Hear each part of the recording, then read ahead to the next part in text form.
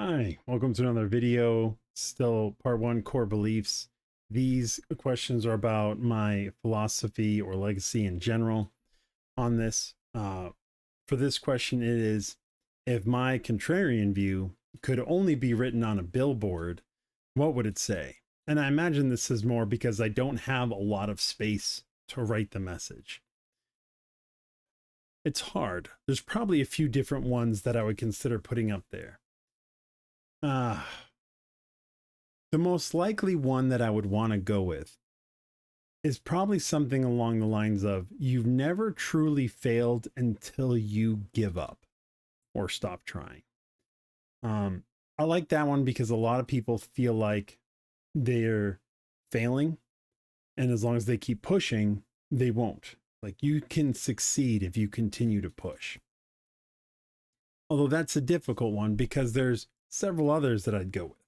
But if I just look at that one, almost every success is born out of multiple failures and learning from the failures. I say almost because some people get success right away, and I do not envy those people because failure is around the corner. Like, if they get an immediate success, something won't work and they won't know how to fix it, and ends up blowing up in their face. And that's not a good spot to be in. You want to be in an environment where it's really hard.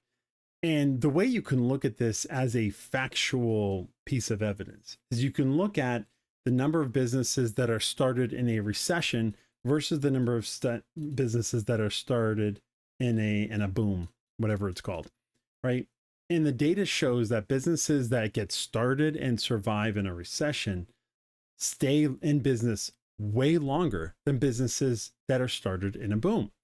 Well, why is this? Well, because when things are going really well, it's really easy to convince people to spend their money on you because everybody has lots of it.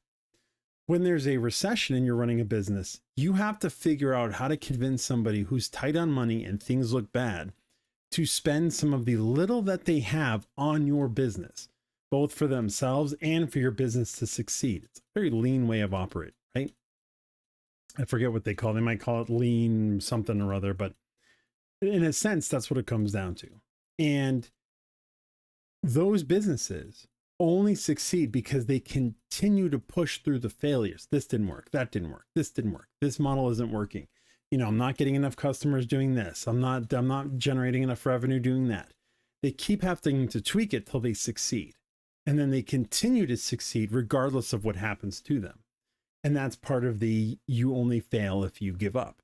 Even the businesses that start in a boom, the reason why they tend to fail is because when things get hard, they just give up.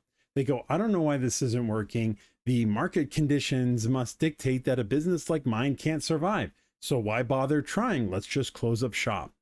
There have been lots of those too. If you look around, there's plenty of businesses that just go, it's too hard. People don't have the money. I'm just going to wait till things get better. You're done. Like, you're out. If that's all it took to kick you out, then forget it. You're done. Another view that could be written on a billboard is very similar to what Dan Kennedy says, but I still like it, and it's still contrarian, which is, the business that can spend the most to acquire a customer will always win. And this has a few reasons behind it. If I can spend more than my competitors to get a customer, that means I have a higher average order value up front, or my lifetime value of my customer is way higher than yours. And that means my business is more sustainable. I have more pieces in place to generate more revenue from the same customer than you do. And therefore, I can afford to spend more to get them, because even if it's at a bigger loss, I know it's going to pay off in the long run. How this plays out that people don't quite understand is, this is how in the old days you would get the #1 spot on Google, is you'd be willing to spend the most to get people to click to your site. If you can do that, you're always the #1 spot. There are other similar aspects of this on social media, right? The more I spend, the more successful I'll be because I'll get in front of more people, assuming you don't hit the cap that I talked about before.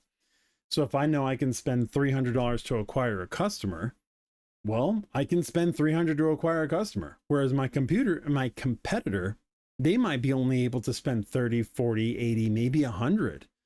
Maybe when it gets close to 200, they start panicking because they don't know how to make enough money back from that.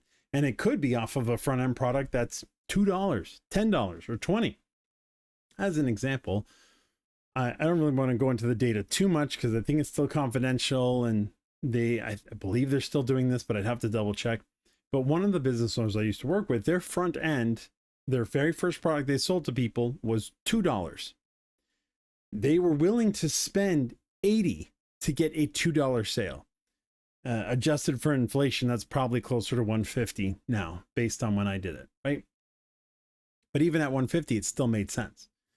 And that's because they knew if they spent $70 to $80, they were profitable within 3 months from that person.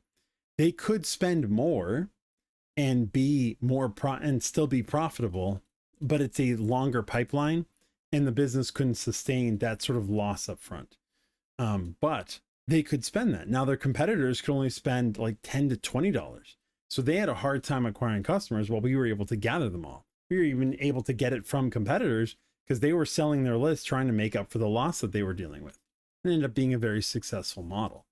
So that's just one example of, yeah, if you know your LTV and you can outspend your competitors and outspend the other people in the market promoting to those same type of people, you can get as many customers as you want. And for most businesses, simply increasing the number of customers you have, if everything else is in place, will make you a very profitable business.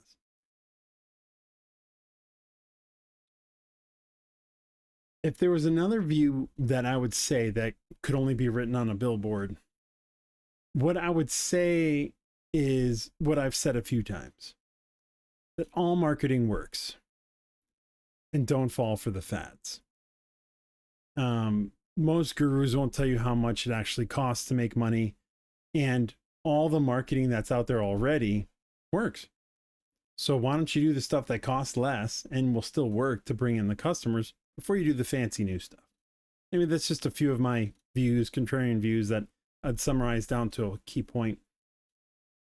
And I hope you got some insight from that. Thanks for watching this video. I'll see you in the next one.